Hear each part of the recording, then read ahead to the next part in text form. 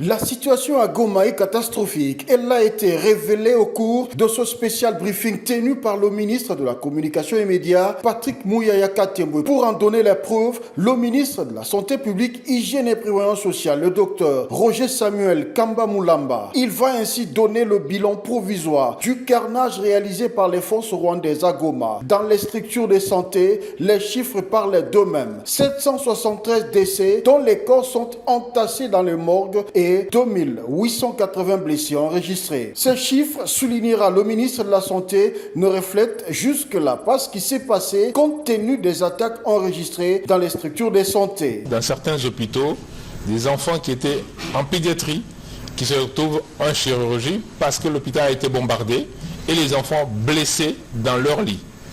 Nous avons des nouveau-nés, donc maternité, néonatologie, attaqués. Nous avons des professionnels de santé attaqués. Et donc, en fait, la situation est difficile et dramatique. Je voudrais rappeler que la zone de santé, la province du Nord Kivu, et spécifiquement au niveau de Goma, nos capacités de chirurgie sont assez limitées. Vous imaginez à Kinshasa recevoir par jour plus de 700 ou 800 blessés à Kinshasa.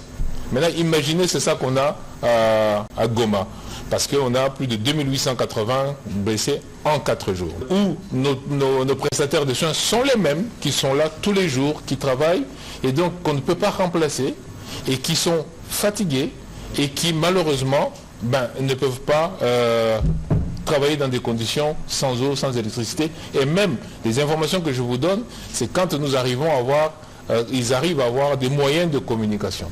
Une campagne de collecte de sang a été lancée pour tenter de soigner les différents blessés qui sont à Goma, a rappelé le docteur Roger Samuel Kamba Moulamba, ministre de la Santé.